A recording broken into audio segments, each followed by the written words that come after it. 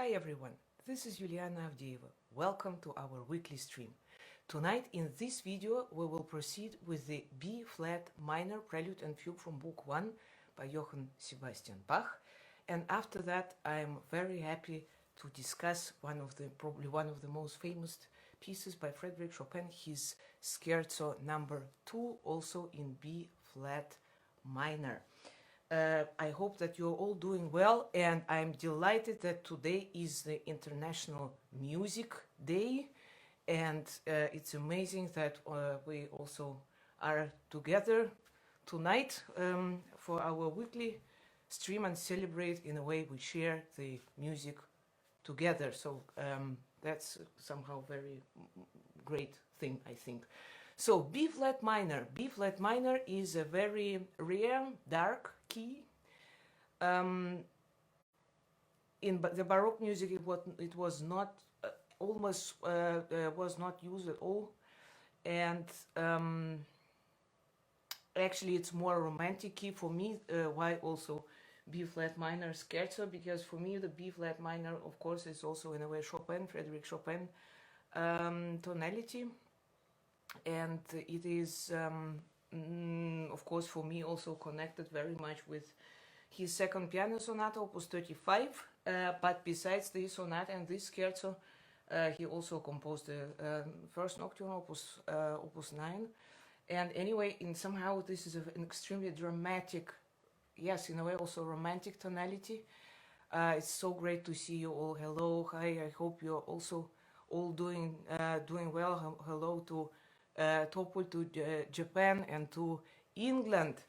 So of course the second Rachmaninoff piano sonata is also in B-flat minor, so it's in a way indeed a very extremely expressive, extremely dramatic key. But also in the symphonic music, the piece which comes to my mind is a symphony which comes to mind is the 13th symphony by Shostakovich, Babi Yar, which is of course also it has a kind of tension in this in this key, and I think that also this Prelude and Fugue, the set, is also very special. Well, first of all, the Prelude is again is more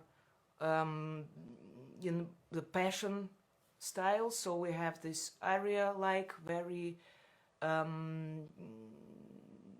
dramatic, also the very dramatic development of the motifs.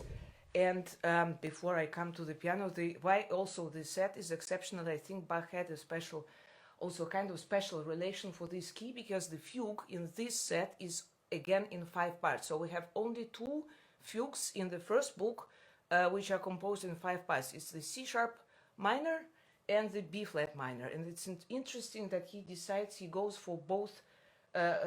He goes for 2 very unusual keys where he uses the 5 parts, which is of course very for me it means that it has a special meaning. Hi Jakob, great to see you. I'm doing very fine, thank you.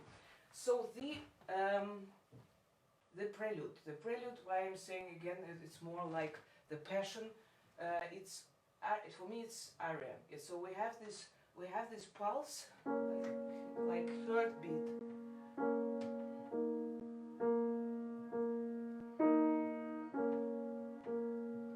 So throughout the entire prelude we have this pulse. We have this.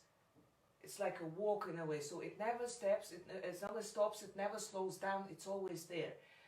It's a kind of course, basso ostinato, then later on it will be moving, but anyway, it has a kind of also, it's always, it carries the melodic motif, which is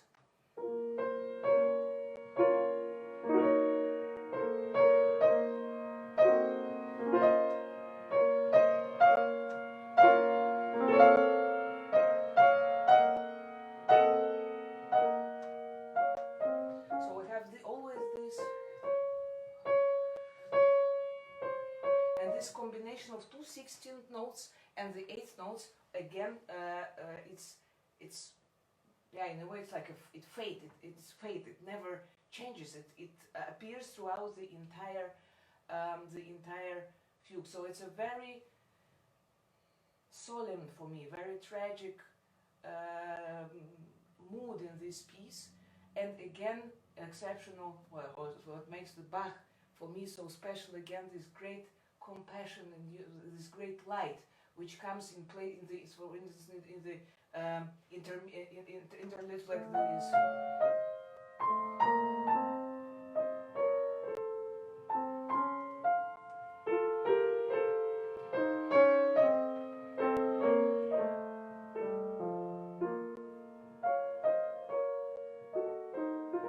Again, it's like somebody supporting, like again the solo is singing a very dramatic, very tragic line, and the choir which supports, which tries to help, to support in this pain. It's very painful music for me. In the end, it grows up to an extreme extent. It gets so dramatic.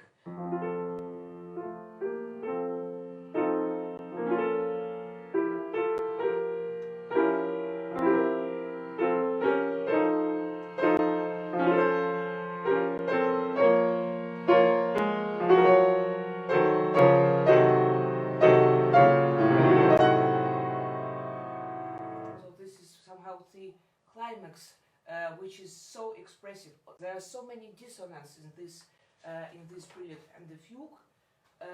It's somehow, I don't know. For me, they really belong together. So we have 5 parts, and the subject is very short, but it has a one exceptional topic, and this is this leap.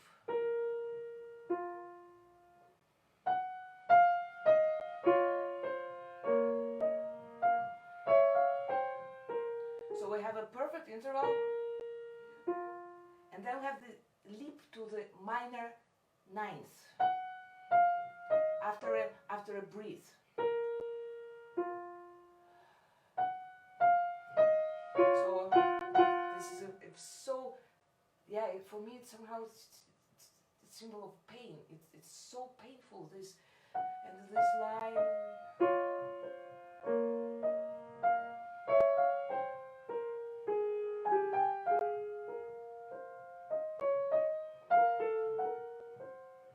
So it's unbelievable how progressive again Bach was, that he, in the subject, he composes this dissonance, this great jump in this dissonance manner. It's very special. So he writes here also alla breve, by the way, because the fugue is basically it's in halves and quarter notes, but we have some also 8th notes. So but alla breve is very important, because this gives us also a feeling that of movement, that we always move. Somehow it never stops, it always moves somewhere. And in the end of this fugue, this is really an absolute amazing place, because Bach uses a so-called hyperstretto. So we have 5 stretto in 5 voices at the same time, and they're all complete. So all subjects are complete in all 5 voices. So this is again an absolutely amazing example of his mastery in the fugue. But still, it has such a concentration of expressivity, in my opinion, this set. So please enjoy the B flat minor Prelude and Fugue, Book I, Johann Sebastian Bach.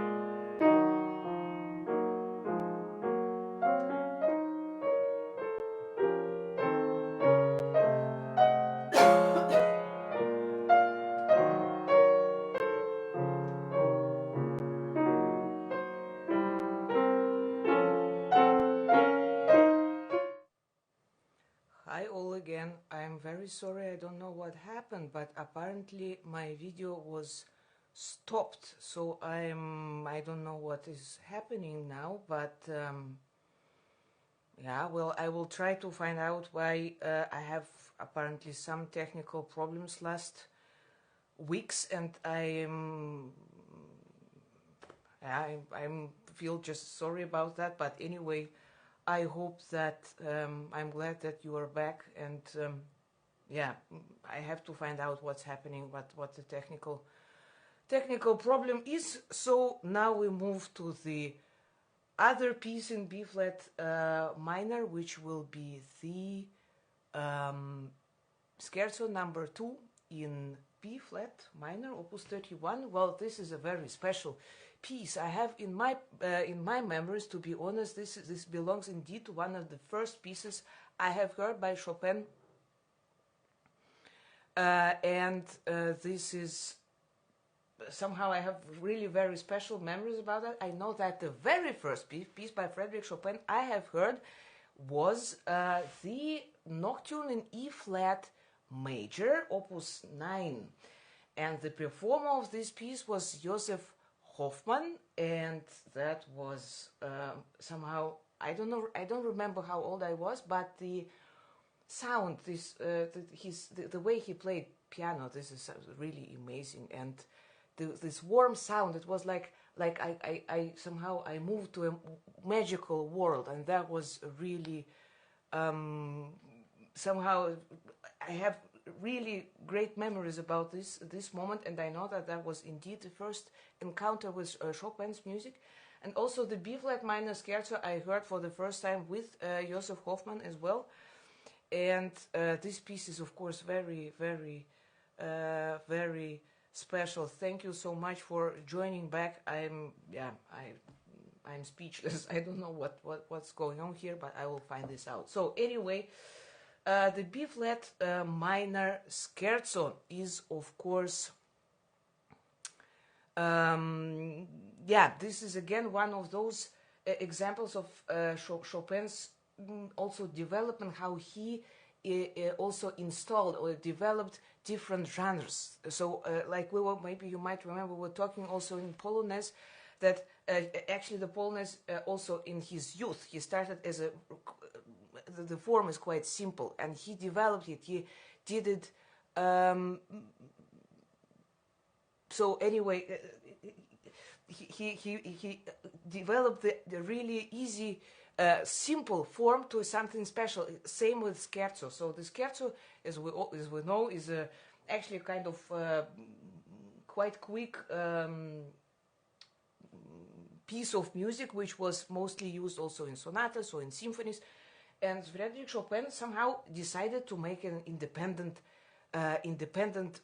genre form out of that. And if the first scherzo is also more, let's say, of course, it has this clear form, like this quick part, which is repeated twice, and we have the trio, and again the recapitulation is the first part. So the second scherzo is already completely different form. Also, there are so many things going on, so many themes, so many motives, which the transformation of those motives is is already on another level. So this actually basically the real middle period of his work started. So the scherzo was composed in 1837, and also the choice of tonality is of course very special. It's very dramatic. It's extremely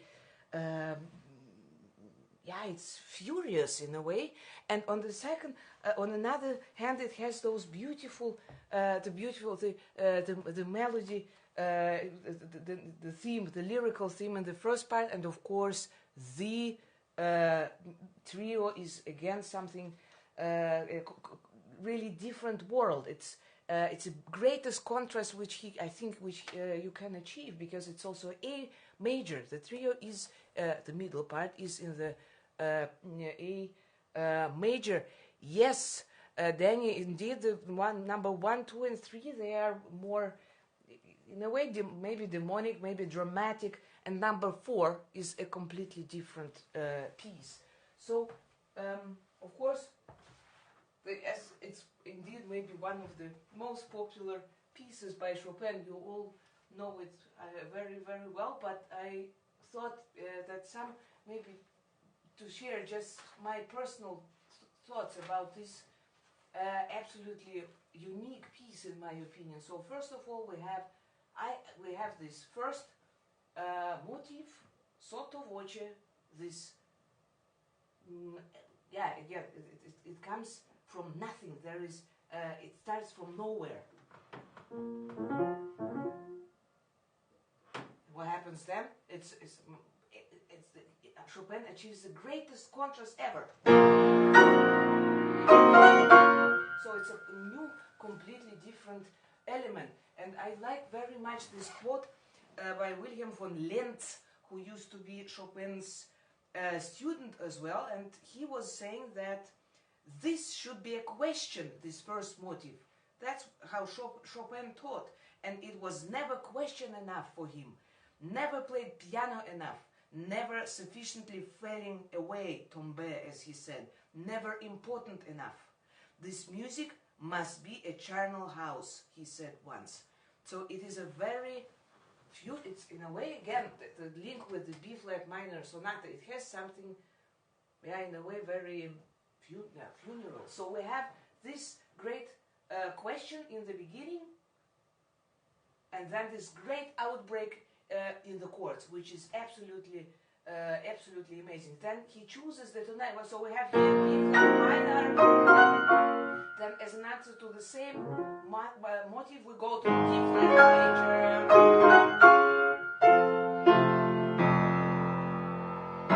So this is such a great uncertainty here in the beginning. It's absolutely amazing characteristics of this mood which Chopin creates. And then just very suddenly we have a new element. This brilliant D-flat major outbreak, absolutely, completely different, sunny, with great light, with great brilliance. And then Chopin changes to another section, which is very lyrical. He says con anima, and with great expression.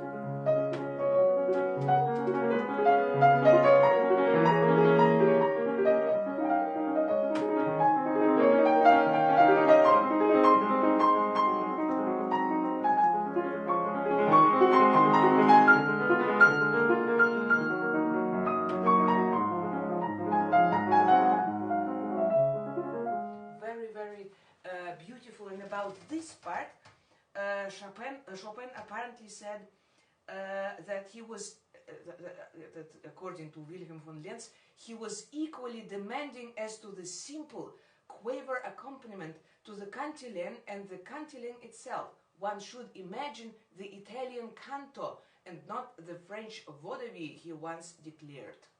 So this is, I think, this Italian canto in mind.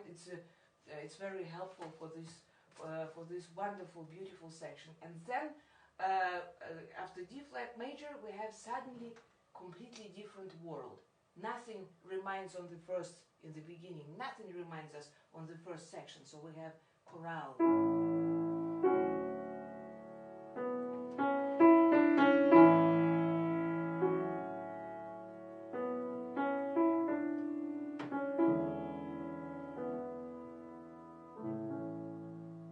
This is the first element of the middle section. Then we have this.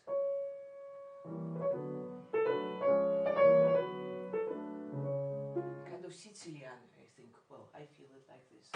And then we have a second very important element in this middle section, in C sharp minor, which goes like this.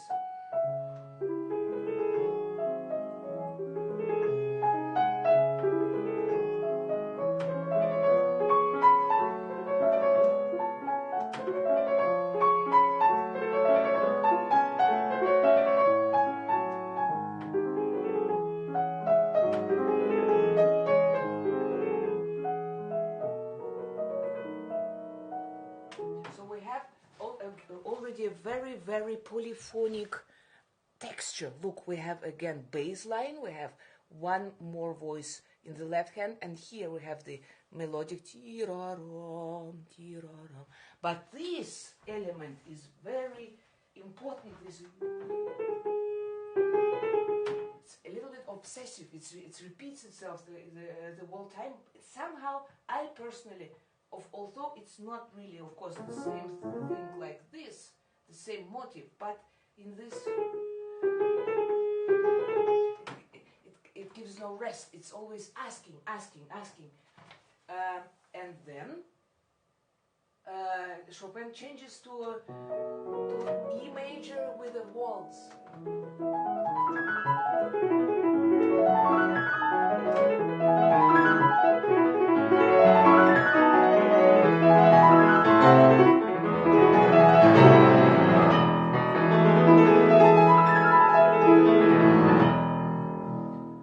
Again, absolute complete episode, which is again a great contrast to the general chorale mood of the middle part. Then afterwards, it's very important section where Chopin, clashes all these elements. So we have this waltz.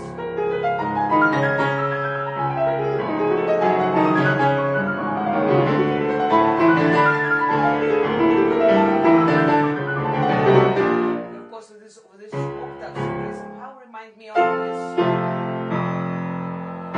So here also, these all are elements from another world, from this beginning, from this from this first part, and then he arrives in G minor.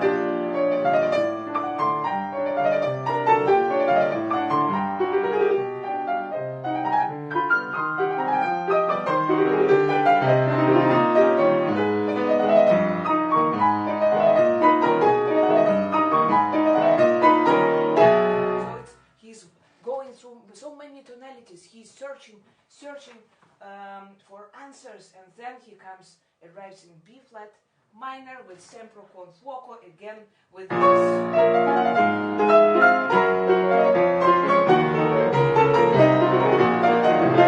So this is again, if we started with this lyrical element, it became furious, it became con fuoco, with the real fire, and the recapitulation is basically repeating the first section except the coda, where Chopin decides to go to D flat major, and again there are many modulations happening there, and yeah, it's somehow very, it's very dark piece, in my opinion. Of course, with those outbreaks of light, but this light somehow I see it still. It's like light in the darkness. It's not a light which exists for itself, in my opinion. So I hope that we will have no technical problems now, but this makes me not a little bit unhappy, but I hope that it will work well now, and I am very happy to perform for you the P flat minor Scherzo number 2, opus 31 by Frédéric Chopin.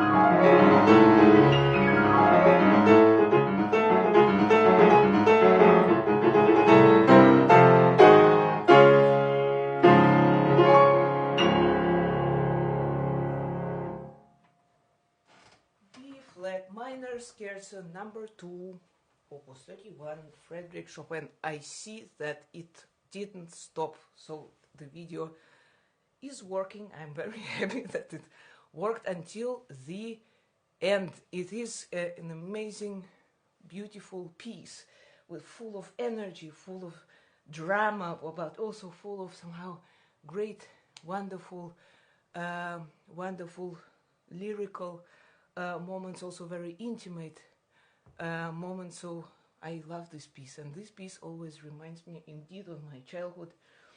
And from what I have read in your comments as well, that so many first memories about encounters with music also happened in your life. So somehow, of course, Chopin is probably one of the first composers indeed which we hear, where we realize, okay, this is music. And I think also this makes his just himself also very important to all of us, because we really make our first steps with music in music with Frédéric Chopin. So yeah, next week I'm going to Warsaw, because it is, yeah, it's gonna be 10 years since the Chopin competition which I have participated, and this year's competition has been postponed due to pandemic to the next year, but nevertheless there will be concerts, the piano recitals at the Warsaw Philharmonic Hall, and of course I'm delighted to go back there, especially for this occasion, because I mean, of course, 10 years is a long time, and yeah, this place means a lot to me. So next week, because my recital is on October 7th, which will be again broadcasted by Chopin Institute, and I will provide the link for the YouTube broadcast. So the recital is on the 7th October, 7:30 p.m. Central European time. So that's why I wanted again to have a stream from Warsaw in October 2020, 10 years after my Chopin competition. I would be very happy if you would join me for my next, or our next stream on Tuesday, October 6th. So of course we will talk again about Chopin, Frédéric Chopin, about his music. So I would be very happy to see you on Tuesday instead of Thursday, on October the 6th, for our next live stream. So I thank you so much for your great reactions. I'm very happy that, yes, that we share this wonderful piece, and yeah, the scherzo. And please keep well, stay safe, and we see each other next week on Tuesday then. Thanks a lot, take care, and see you soon. Bye bye.